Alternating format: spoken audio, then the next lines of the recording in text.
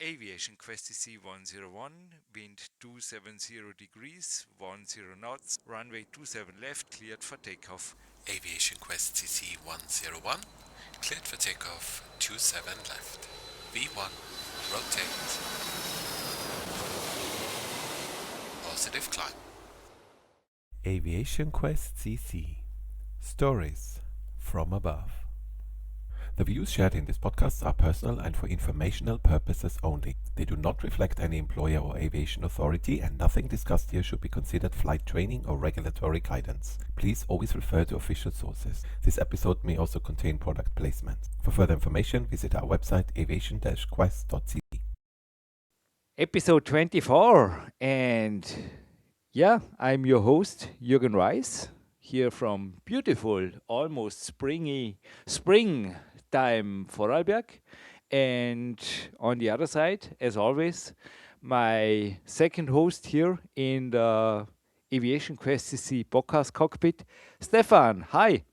Hello, Jürgen. How's it going? At least we can keep up with the sun, even though your sunny island might be warmer, but it's really beautiful. I mean, we are recording this in almost middle of the March, and it's a nice day and a nice podcast because there was some really nice comments, interesting comments after the launch of our flight sim series back in episode 17. And so we decided today, so to say, to make a follow-up, Stefan. Yes, yeah. So obviously this is part of a flight sim series, and as you probably know, we pre-record them. So when you hear them, they will have been recorded some time ago. And so the first one came out, and we had some interesting comments. So that's essentially what we're talking about. It's all a bit confusing with when we record and when it's released and when people are comment. But yeah, that's how it works. Yeah, podcast is strategic. Oh yeah, also keep in mind, I did my best with my research, especially with my first adventure here I present today.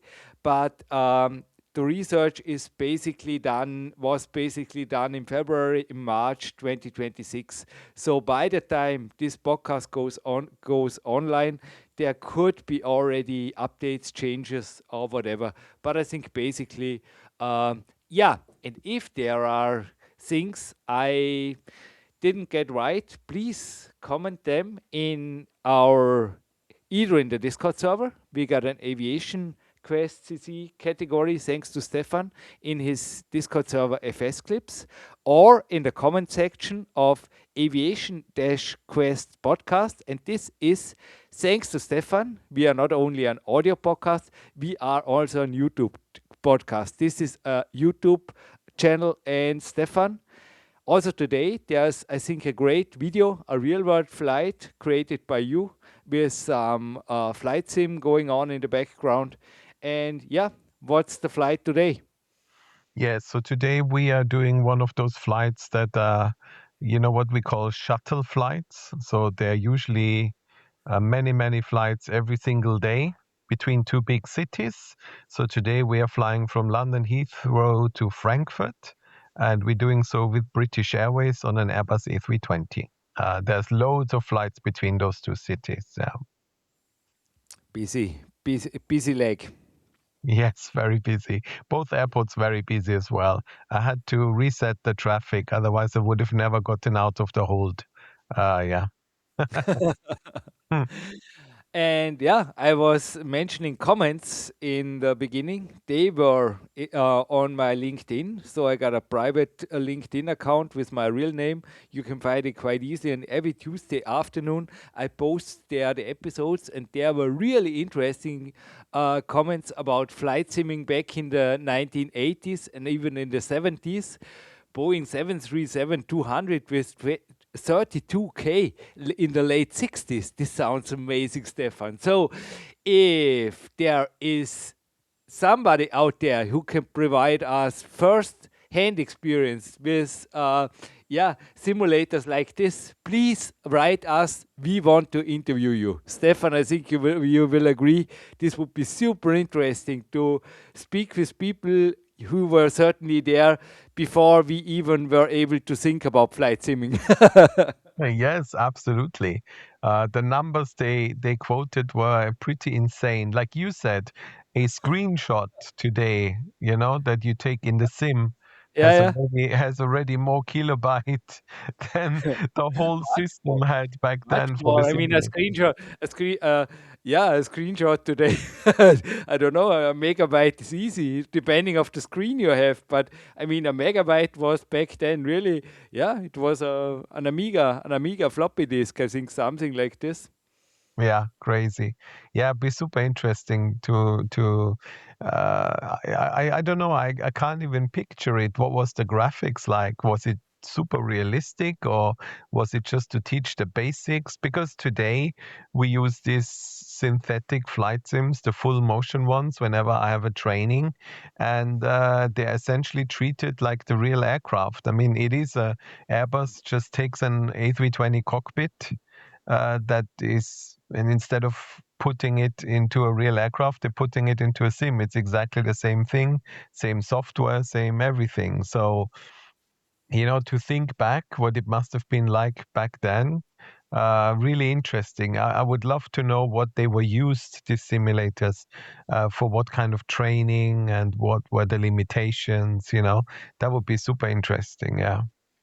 But I was just thinking maybe we can also, I mean, first we make those follow ups, but maybe we can make also a follow up with some deep dive research into retro flight simming. And there I can also put out again the exact kilobyte number of an Amiga floppy disk, which was not 1 megabyte. Please, no comment to this. This was just a guessing. Yeah, But I yeah, honestly can't remember what it was, but you are very good at this. You find out everything. I think I even read it out in episode 17. But episode 17, my LinkedIn posting was where these comments were made. And please write us. We got an email address. It's on our homepage. Our homepage is aviation-quest.cc. There you got all the contact data. But today, we make more flight sim adventures. So we had 3 flight sim adventure parts back in episode 19, 20, and 21. These were parts 1 to 3. And today we have episode 24 and we have part 4. And yeah, you said I should start, Stefan. Yes, I did. I did. Uh, yeah. So tell us, what's your next adventure? After 7 minutes of let's get finally started. Hey, you came up with the idea of getting this adventure into my bucket list because I haven't really flown it yet because I still have no PC there which is able to deal with X-Plane 12 or the Microsoft Flight Simulator 2024. And this is one of my goals. Once I have a new PC and those simulators, I wanna make this fly because you were, and don't ask me in which of your FS Clips videos it was, Stefan, but in one of your videos you asked the viewers about if they know which is the highest elevated civilian airport in the world. You might remember. Yes, I do remember. Yeah. And I was just thinking, okay, I'm a writer, I can do research, I have to find this out. And I found the airport. It's in the foothills of the eastern Himalayas, and it's the Dao Cheng Yading Airport. No clue how this is pronounced the right way, but the ICAO code is Zulu Uniform Delta Charlie. And I made a flight, so I came up with a flight from Xining, and this is a place I was visiting with my father, and I climbed an awesome world club there. I also wrote about it in my books, also in my recent book. It's a mental training book. Yeah, unfortunately, only published in German, Peak Mastermind. But yeah, back to the adventure here. Xining is the airport of a city which is already at, what are we here? About 7,000 feet. Okay, this is Xining.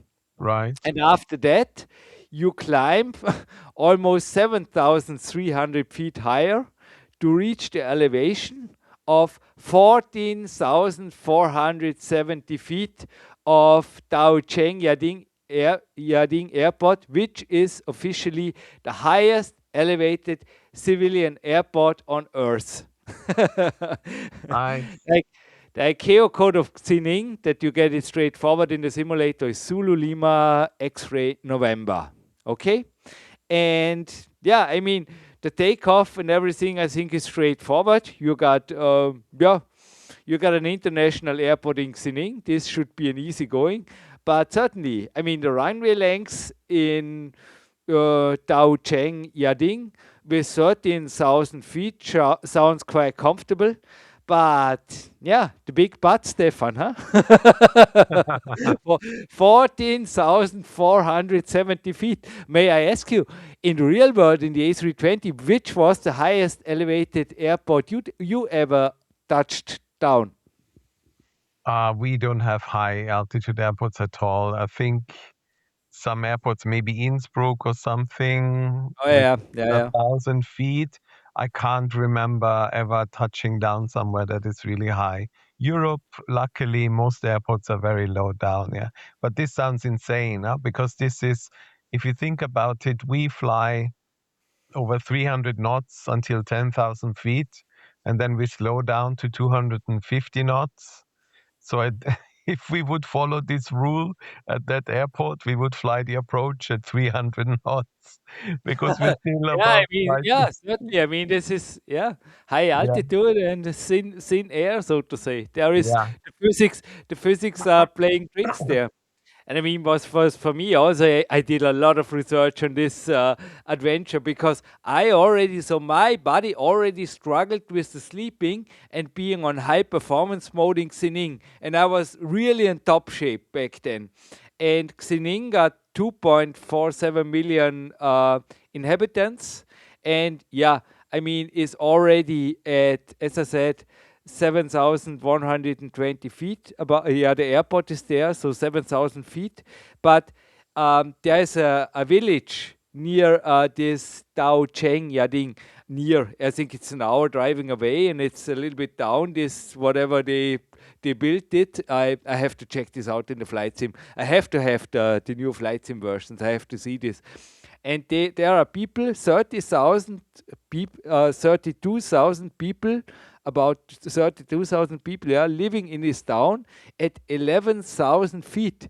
This is crazy, isn't it? That is crazy, yeah. When you fly an aeroplane above 10,000 feet, you should really be wearing oxygen masks and stuff, you know. So, um, Interest, Interestingly enough, the little, should I say, the little brother or sister of your A320, so the A390 seems to operate in this Dao Yading airport. yeah, that's amazing. I think I'm gonna have to look at this in Microsoft Flight Simulator to see if the airports are there. And if they're there, maybe we'll try the flight. And Um, they yeah, are there. There are also free sceneries, so freeware sceneries from the community, as well as from X-Plane 12 and Microsoft Flight Simulator 2024. And according to my research, X-Plane 12, as it is by now, seems to excel when it comes to the authentic altitude feel and also the aerodynamic model, while as Microsoft 2024 seem to be way ahead or ahead of the game when it comes to the visual and the overall immersion. Because, and I would highly suggest, because it's a visual approach, please do yourself the favor, blue skies, no real weather. yes, yes. That'd be interesting. Maybe I'll try it out. Maybe I even film it, and then we can upload it, and I can dedicate the flight to you since you've actually been there. That'd be really cool. Don't overdo it here. But back to my script here. I did. Sorry, I over prepared this adventure. If you allow, Stefan. Yeah, yeah. Another plane that is, so to say, certified is the Dassault Falcon 7X. So it seems also this private jet, if you want to have a little bit luxury jet feeling, seems to fit to be seems to be fit to be landed into this airport. But otherwise, you really have to do your homework. So here is really preparation matters. And yeah, I think if you make a calculation mistake, you might be ending up in the foothills of the eastern Himalaya. Yes. Well, I Be could careful. imagine you're probably limited, weight limited, because if you think about it, if you take off and you lose an engine, you still need to climb. So I would imagine I mean, I don't know where they go from there, but I would imagine they can't have full tanks and full aircraft. It's just not going to work. At that altitude with just one engine, you're not going to climb, you know? So yeah, be interesting. Very interesting airport. I feel in Stefan's voice a sort of kind of a motivation, like I have to make a FS Clips movie about this. And yes, you get my big thumbs up here from Vorarlberg, Austria, Stefan. You Okay, got it. good. I need to do some research first to make sure it's all done properly.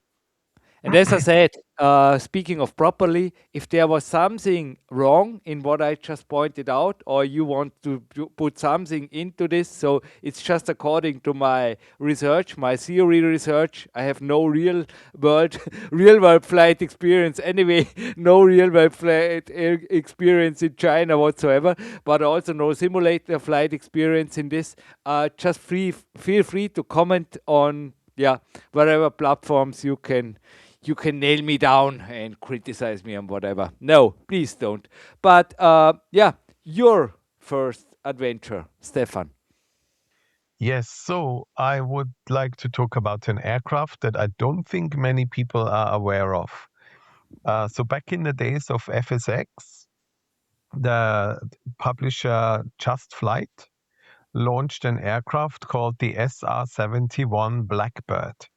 And back then, I think it was the first time anyone had ever launched a Blackbird for any kind of, like a detailed Blackbird for any kind of flight simulator.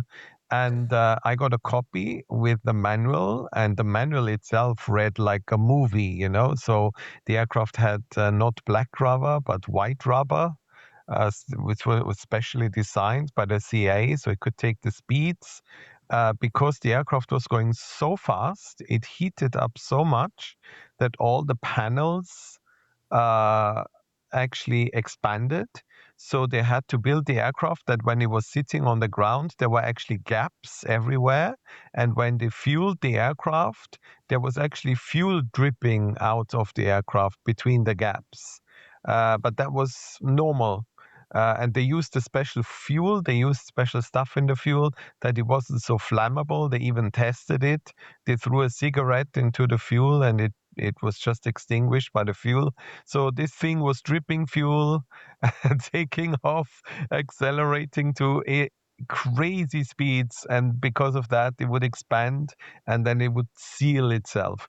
The cockpit, from what I remember, they managed to get photographs and stuff, but they couldn't simulate each and every system because to this day, it's still an aircraft that is partly classified. So we still don't actually know everything about the Blackbird. It's still one of those, top secret aircraft that was operated by the CIA. But I still remember looking at it, and it was a lot of fun to fly. And obviously, you go up really, really high. You go up to 65,000 feet. You fly at insane speeds. Mach. I can't remember the actual cruising speed. It was something like 2.5 initially, and then you went all the way up. I think the speed record was something crazy like 5 Mach or something. So super interesting aircraft. Needed really, really long runways because it didn't have any flaps or slats or anything, and it was built for speeds. So the approach speeds were really high, and they had a parachute which was modeled to help it slow down. So yeah, very, very cool, very different. I have heard that there's a new one for Microsoft Flight Simulator. I haven't, to be honest, I haven't really had time yet to look it up whether it's any good. But if it is good, then maybe I'll have a look because the Just Flight one was pretty good for that time. I mean, they even simulated the dripping fuel, so you could actually see drips coming down when you were taxiing to the runway, which was, all these nice little touches that the aircraft had. So that to me was something really special because you could do some really high altitude, crazy fast flying. So I don't know, from New York to LA in, I don't know what it would be, maybe an hour or something like that. Yeah. So really cool. Really cool. Okay. I'm just smiling because I have seen, I think, hours of YouTube documentaries about this amazing plane. I went into I don't know, a YouTube rabbit hole. No, a self-created rabbit hole, but I had to see. There was, I don't know, it was a year or two ago. I don't know. I had to see every detail about this. And there are so many great and well-made YouTube documentaries. Yeah, if you want to get motivated to study this plane and fly it afterwards, also, as I said, YouTube is really a great source there of certainly real world pictures. Yeah. Yeah, exactly. I used that as well a bit to Yeah. help me figure out this aircraft. I But yeah, remember, I think there was even a pilot interview. It was amazing, amazing videos, amazing documentaries, and really high end stuff at YouTube. I just can't say it like this. yeah, I agree. Unfortunately, I've never seen a blackbird in real life. I mean, I saw one in a museum, but of course, I've never seen one flying, which is a real shame. That would have been amazing. But, you know, it is what it is. We have it in Flight Simulator, and we can pretend to be blackbird pilots in the sim. So yeah, that was one of my highlights in the past. Okay, so should I come up with my second Yes, adventure? please. Yeah, go ahead. I thought I make a little bit of revival of the good old almost floppy disk times. No, I think it was on CD-ROM. I don't remember, but I think this is still, yeah, it's still, yeah, I think many old school simmers might be familiar with. I'm speaking of nothing less than Chicago Meigs, the one and only. Yeah, in reality, removed in 2003. But Stefan made also this. Yeah, Stefan was, so to say, responsible for almost all of the FlightSim Adventures I put out today. Uh, Stefan told me in a private conversation that it was, so to say, revived in Microsoft Flight Simulator 2024, I think, Stefan. There was a scenery. You told me that there were a lot of downloads. Yes, someone put it back in because they said it's part of the history of Microsoft Flight Simulator. I'd completely forgotten about that airport until I saw that add-on, Okay. and I thought, oh, that's such a nice idea. So Because there are free community add-ons. I believe so, yeah, from what I Yeah. saw. I haven't, Yeah. I need to get it. The thing is, for those Hmm. people that are maybe a bit younger, in the past, when you started your Microsoft Flight Simulator, you went immediately into the sim. You didn't start in a menu. And then you could choose your aircraft and your airport, etc. So you would always start at Meigs Field in a Cessna, if I remember correctly, right? On the You could runway. choose another airport, but coincidentally, the scenery around Makesfield was so astonishing and so great. But you might be right. I think in the very early, I don't know, maybe there was no. I think it was at least it was the default airport. Let's leave it like this. Yeah, This is yeah, really. I have to go. I have to walk down past memory lane quite a bit here. But once for sure, I have the German Flughandbuch of the Microsoft Flight Simulator 5.1 just right in my hand now, and there it is. Even the cover image is Chicago, and yeah, back then it was definitely the default airport.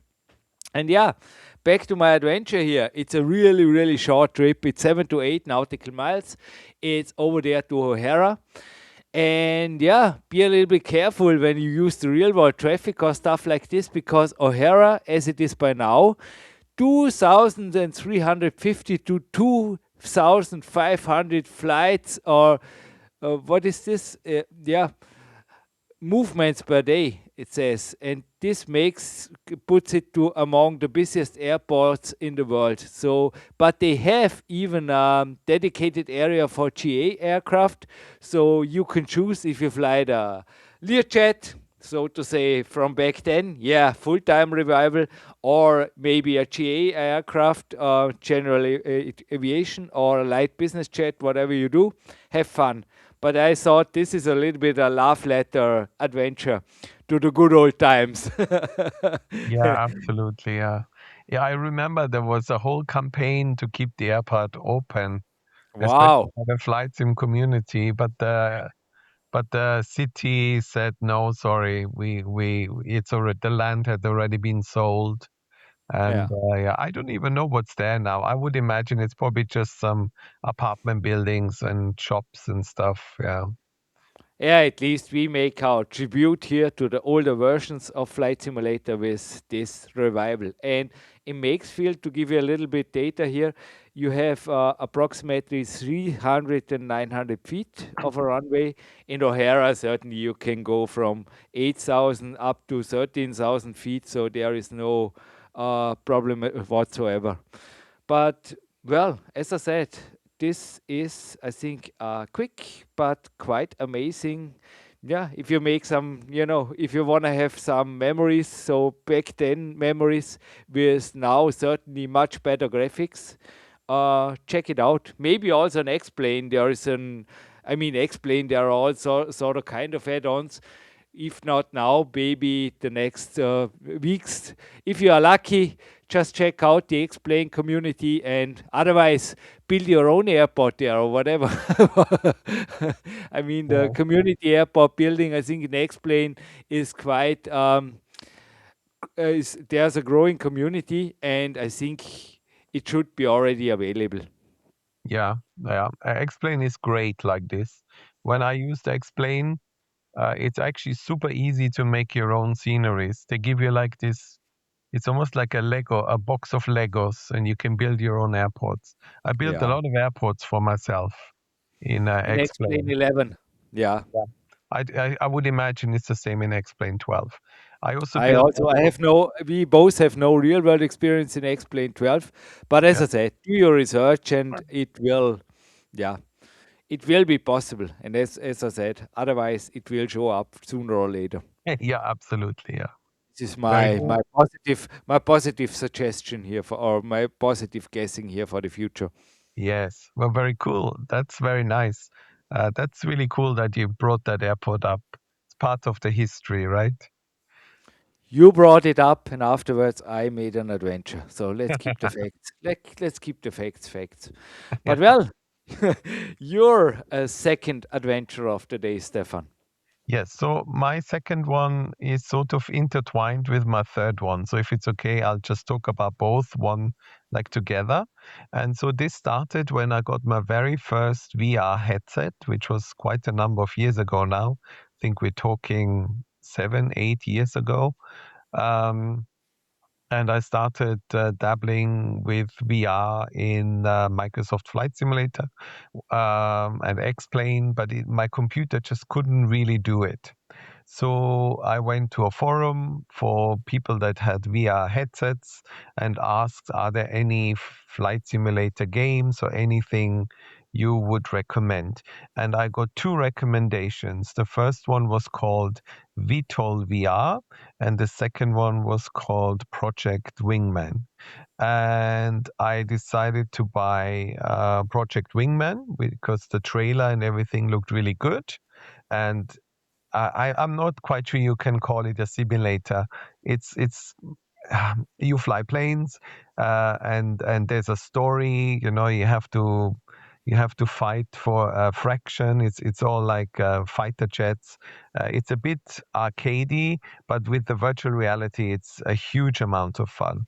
And the storyline is actually kind of cool. So you play through a whole long story, and in the end, of course, there's a big, boss battle going on. And the nice thing is, you can, as you go along, you improve your skills, you improve your points, and you can buy more and more aircraft. And you start off with something really old and outdated, like an F4 Phantom or a MiG-21. And then you go through all of the classics, F-14, F-15, F-16, F-18, or the MiG-29, Su-27. And then, of course, at the end, you end up on the F-22, the Raptor, and some futuristic aircraft even that don't even exist yet. And yeah, it was so much fun. I played through the whole game, the whole campaign. There's also a free play mode, where you can just go and fly and do some air-to-air battles. But once I was done, actually a month later, I thought, you know what, I'll play through it again. And I played through the whole thing again because it was so much fun. And each mission is different. Sometimes you have to do dogfights. Sometimes you have to protect maybe there's an evacuation going on from a city, and you have to protect these people by bombing tanks and ground air units and stuff like that. So it's quite varied. It's a lot of fun. And like I said, you can fly all kinds of cool aircraft. And so that was really nice. And in VR, even with an older computer, it runs super smooth. The virtual VR is quite different. Virtual VR is actually a proper simulator. There's no storyline or anything. It's like X-Plane or Microsoft Flight Simulator. You have to make your own, story, so to speak. It's also fighter jets. There's no civil aircraft. But what I really like about it is specifically designed for virtual reality. So you don't need a joystick. You don't need rudder pedals. You don't need anything. You can see your hands in the cockpit. You can flick all the switches in the cockpit. And if you grab the stick, like the side stick, it will actually do it in the sim. And that's how you fly the aircraft. So it's at the beginning, it's a bit weird because you don't actually have anything in your hand apart from the controller. But once you get used to it, it's really nice and natural. And the cool thing is all you need is the game and a headset, and you don't need to buy any other things like a joystick or anything like that. The game is quite in depth. They have some aircraft which are borderline study level. There's also some carrier landing simulation, which in VR is a lot of fun, but it's very, very difficult.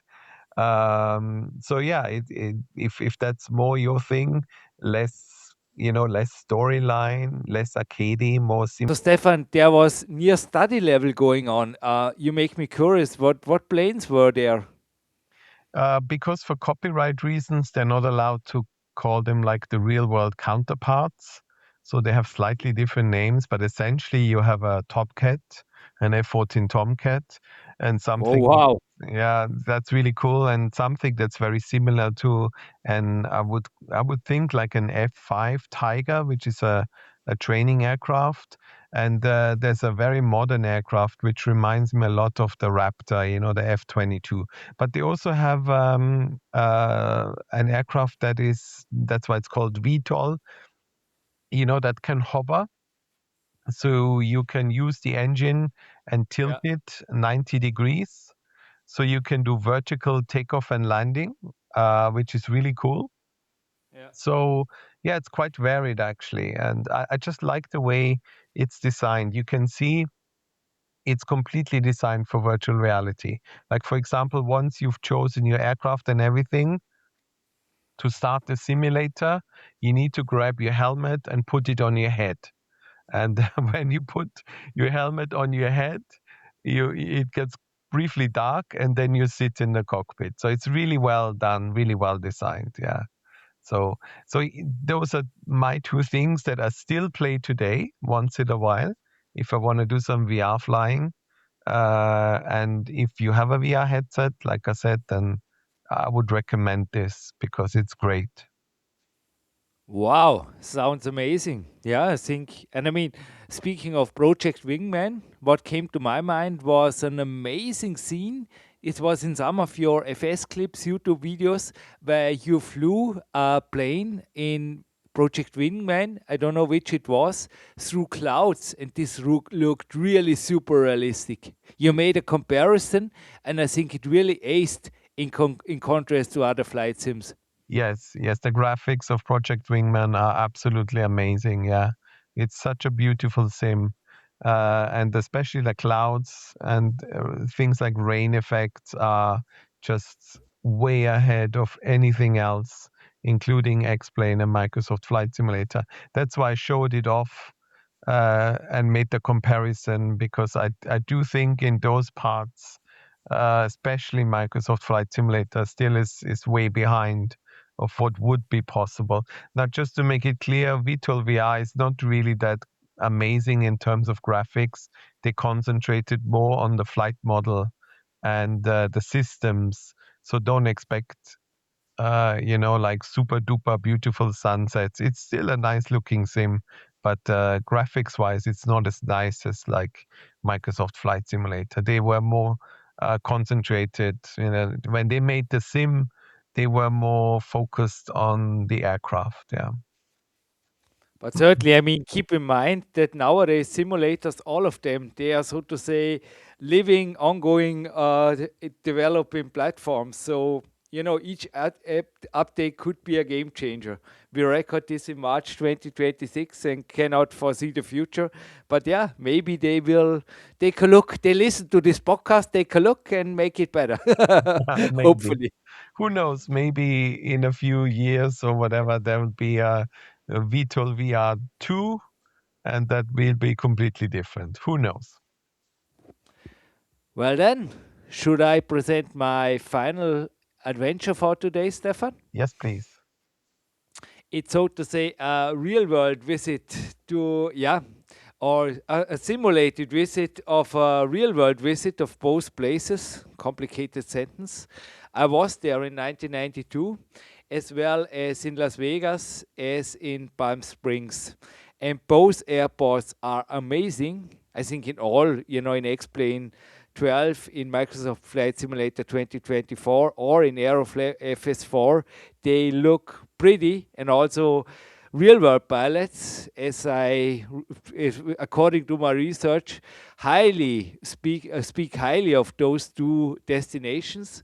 And yeah, it's a relatively short hop. It's about 190 nautical miles. So in 45 to 50 minutes, easy going, and just take a private jet of your choice, a business jet of your choice. You can also get into Stefan's A320 and jet over there. The runway in Las Vegas is enough, is more than long enough anyway. It's 14,500 feet, up to 4,500 feet, but also Palm Springs International provides you about 10,000 feet, which is certainly more than long enough for almost, yeah.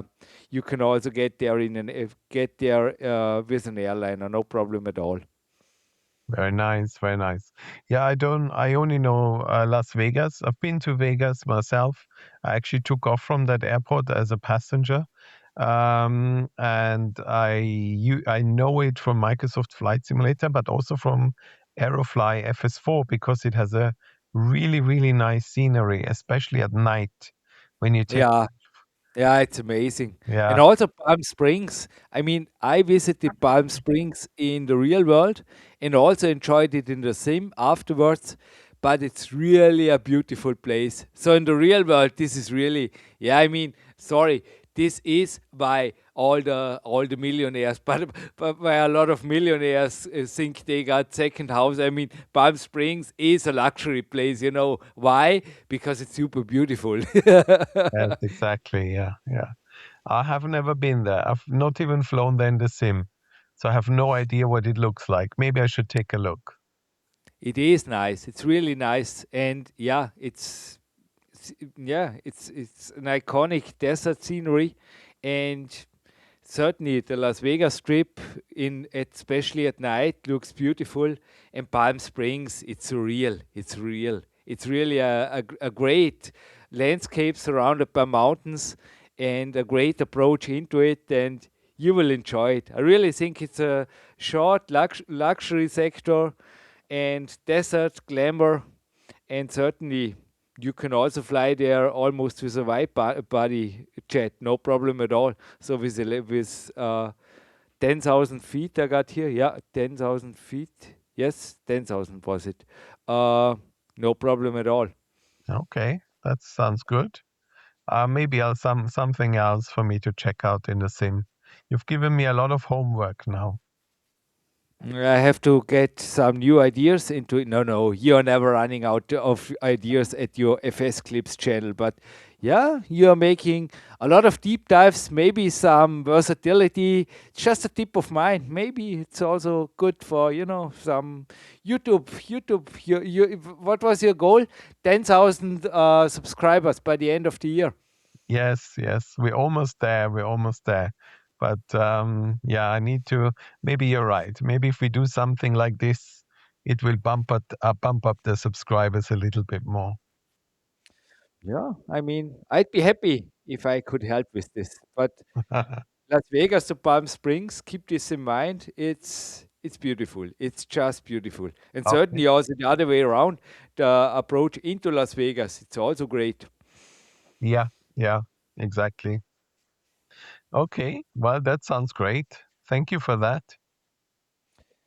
Yeah, well then, we reached the end of another episode. Looking forward for your thumbs up, maybe on also on Spotify, Apple Podcasts, YouTube Podcasts, Amazon Podcasts, Podcast Addicts, Podigy, wherever you find us. I just read this down, by the way, on our homepage, Aviation-Quest.cc, and also write in if you want to be in one of your shows as a guest. Would be great. Other than that, I am looking forward already for the 25th episode, and this will be, so to say, which part is this? Now I lost my accounting here. Yeah, here it is. The fifth part of our ongoing adventure series, which was just, separated by a couple of other episodes, speaking of versatility. Yes, exactly. Okay. Good stuff. Well, thank you so much, Jürgen. Thank you for your time. And Thank you. I think it was fun, and yeah, keep in the line afterwards for a couple of minutes. But I think, yeah, thank you for your time. I yeah, no think we problem. did. I hope we provided some nice, so to say, homework. Yeah, keep it in Stefan's work. Homework for your flight simulator adventures in the upcoming weeks. Absolutely. All right. And so thank you, Jürgen. Thank you to the listeners. Thank you for listening. And as always, we look forward to seeing you next time round. Until then, bye bye. Thank you for listening to Aviation Quest CC Stories from Above. For more information about this episode and everything we do, visit our homepage aviation-quest.cc. We appreciate your time and support, and we'd love to have you back for the next episode. Until then, stay safe, stay curious, and keep your passion for aviation flying high.